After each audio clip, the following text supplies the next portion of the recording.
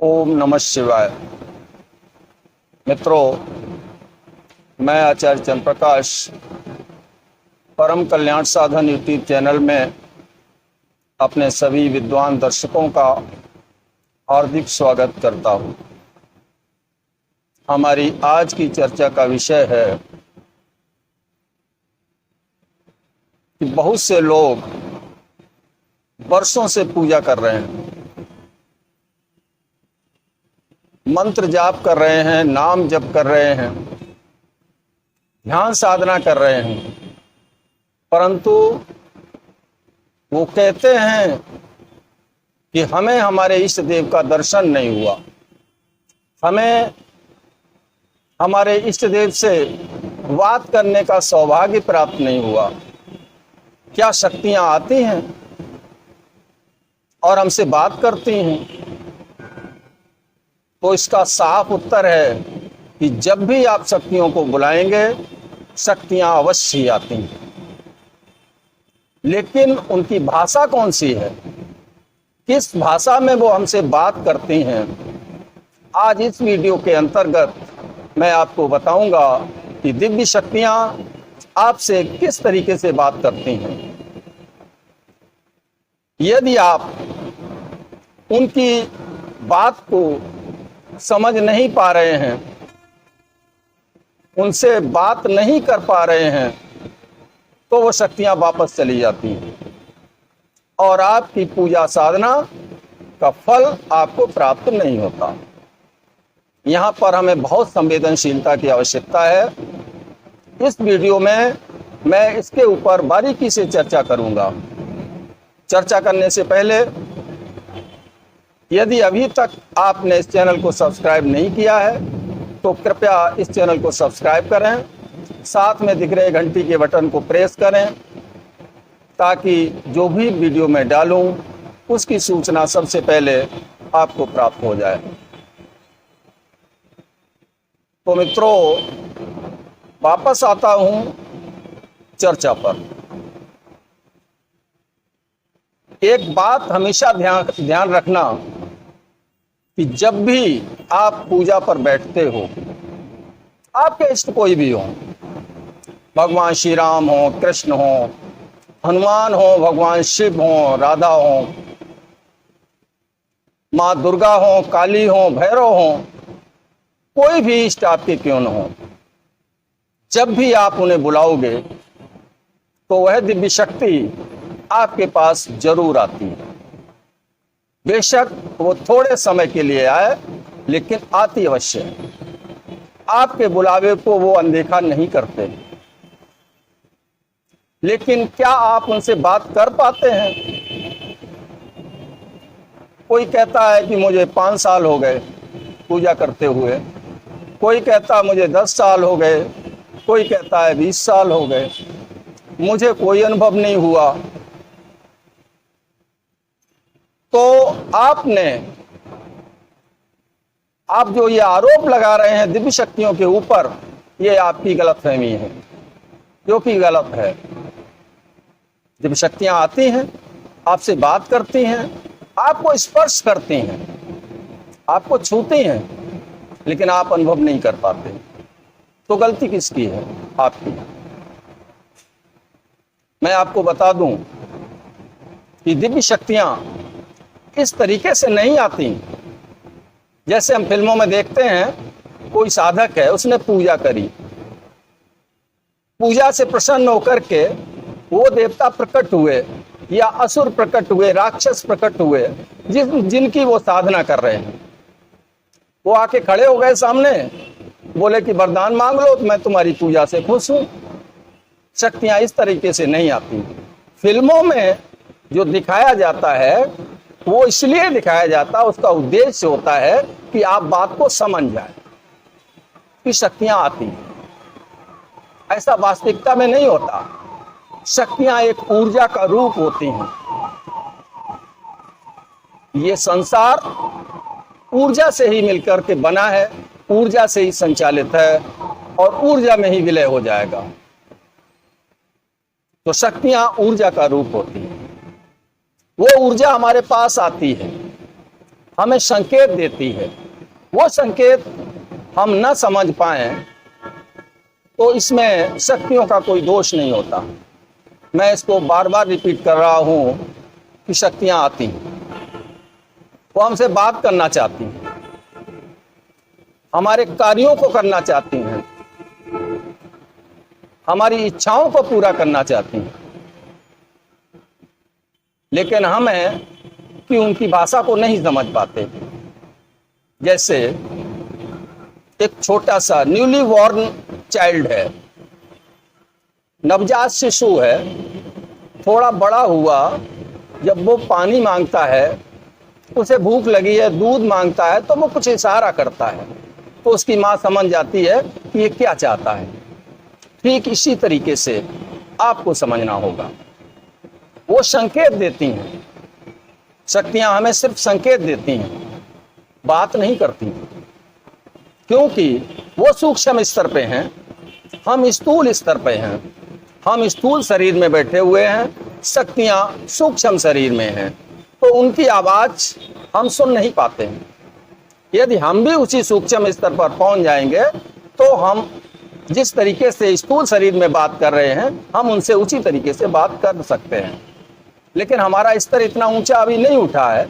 हमने शुरुआत की है पूजा पाठ की, ध्यान साधना की, नाम जप की, तो वो कैसे हो सकता है? ऐसा संभव नहीं है। इतनी जल्दी हम अपने शरीर को नहीं छोड़ सकते। हम अपने इस स्थूल शरीर को छोड़ करके सूक्ष्म में नहीं जा सकते, सूक्ष्म को छोड़ करके कारण में नहीं जा सकते, तो हम बात कैसे कर सकते हैं? हम उनके संकेतों को समझने की कोशिश करें, अपने अंदर इतनी संवेदनशीलता पैदा करें कि वो जैसे ही हमें स्पर्श करें, हमें सचेत हो जाना चाहिए कि शक्ति आ गई। ठीक है, यहाँ तक कंसेप्ट क्लियर हुआ कि शक्ति आती है, हमें स्पर्श करती है, हमसे बात करती है, लेकिन उनके बात करने का तरीका सांकेतिक होता है। तो संकेत में वो हमसे बात करते हैं। क्या संकेत हो सकते हैं वो? अभी इसी वीडियो में मैं आपको विस्तार से बताने जा रहा हूं। जब हम पूजा के लिए बैठते हैं तो पूजा में दीपक का बड़ा महत्व होता है।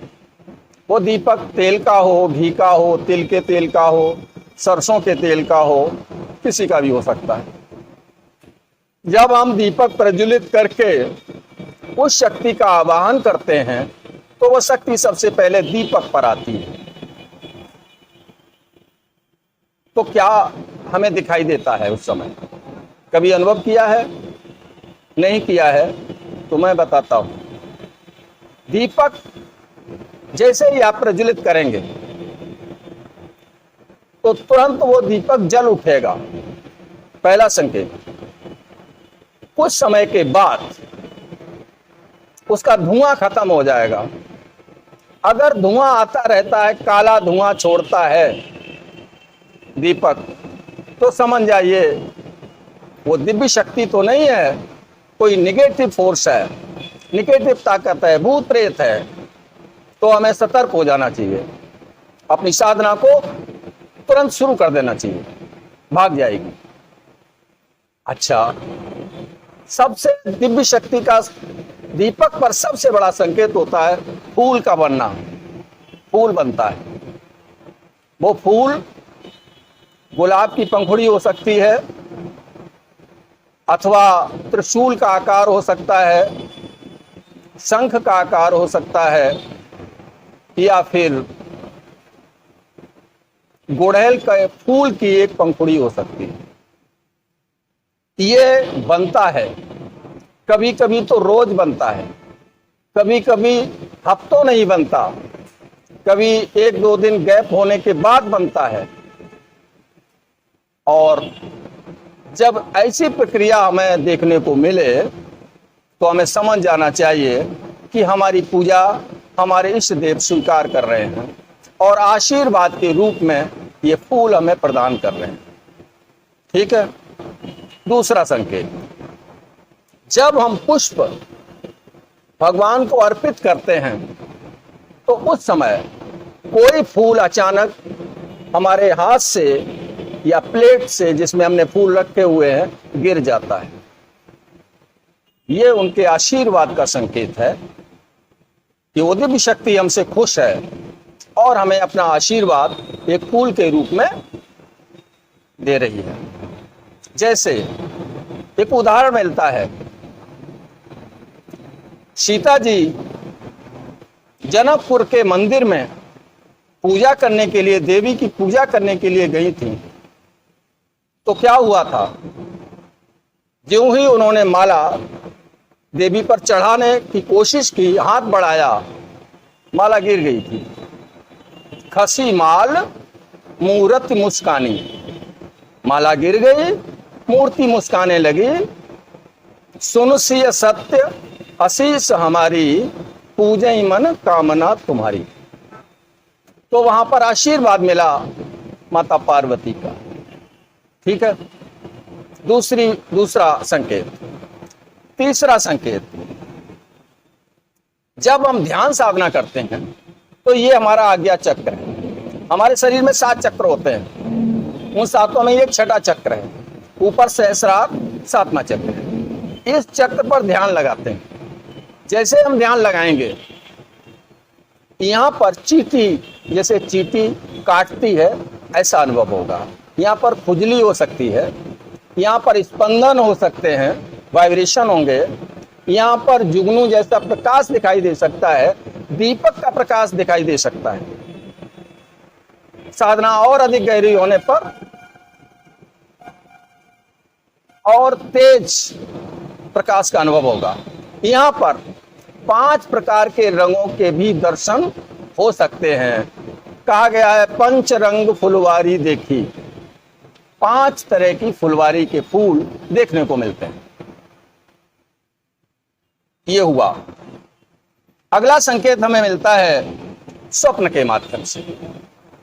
जब हम सो रहे होते हैं और स्वप्नावस्था में होते हैं तो जिस इष्ट की हम पूजा करते हैं उनसे संबंधित वस्तुओं के दर्शन हमें होते हैं। मान लीजिए हम भगवान शिव की पूजा करते हैं तो भगवान शिव के सर्प के दर्शन हो सकते हैं, त्रिशूल के दर्शन हो सकते हैं, डमरू के दर्शन हो सकते हैं, शिवलिंग के दर्शन हो सकते हैं, पूजा करते हुए दर्शन हो सकते हैं, अपने को पूजा करते हुए देख सकते हैं, किसी शिवलिंग को देख सकते हैं, शिवलिंग पर अभिषेक करते हुए स्वप्न के माध्यम से हमें दिखाई दे जाता है। कभी सुंदर उपवन हमें दिखाई देता है, पहाड़ की चोटियां दिखाई देती हैं, तो ये भगवान शंकर से संबंधित स्वप्न हैं। इसी तरीके से आपके जो भी इष्ट होंगे उन्हीं से संबंधित वस्तुएं आपको दिखाई देंगी। तो आप समझ जाइए कि भगवान शिव या हमारे जो भी इष्ट हैं हमसे खुश हैं और हमें अपना दर्शन दे रहे हैं। ठीक है, इसी प्रकार से अगला पॉइंट मिलता है हमें, अगला संकेत मिलता है शरीर में हलचल। जब हम बैठते हैं पूजा के लिए तो कभी कभी हमें चक्कर आता है। चक्कर आता है, ये प्रतीक है कि शक्ति आपको स्पर्श कर रही है और उस शक्ति को आप बर्दाश्त नहीं कर पा रहे। ठीक, आंखों से आंसू बहने लगते हैं। रीढ़ की हड्डी में सर्प चढ़ने जैसा अनुभव होता है या चींटियां चढ़ने जैसा अनुभव होता है। हाथ पैरों में झंझनाहट शुरू हो जाती है। ये शरीर से संबंध रखने वाले पूजा के समय के लक्षण, संकेत। अगर आपको भी ये संकेत मिलते हैं तो आप अपने को भाग्यशाली समझिए और ये मानकर चलिए कि भगवान आपसे खुश हैं, उनकी कृपा भरा हाथ आपके सर पर है। आप अपनी साधना को आगे बढ़ाइए और गहराई में जाइए। ज्यों ज्यों आप गहराई में उतरेंगे त्यों त्यों शरीर, मन आपका अनेकों तरह के दृश्य दिखाता हुआ आज्ञा चक्र से आपको सूक्ष्म लोक में ले जाएगा। वहां आपको सूक्ष्म लोकों के, सूक्ष्म देवताओं के दर्शन होंगे। लेकिन एक बात मैं याद दिला दूं आपको और सावधान भी कर दूं कि जैसे ही आप सूक्ष्म लोक की पहली परत पर पहुंचेंगे, फर्स्ट लेयर जो होगी उसकी, वहां पर आपको भूत प्रेत दिखाई देंगे, पिशाच दिखाई देंगे, आसुरी शक्तियां दिखाई देंगी। डरना मत, ये कुछ समय के लिए होगा। उसके बाद जैसे ही आप उस परत से ऊपर उठेंगे तो आप दिव्य लोक के दर्शन करना शुरू कर देंगे। आज इस वीडियो के अंतर्गत मैंने जो कुछ बताया, आशा करता हूं कि ये दी गई जानकारी आपके लिए उपयोगी साबित होगी। अगर ऐसा है तो आप इस वीडियो को लाइक जरूर करें, अपने मित्रों में अधिक से अधिक शेयर करें।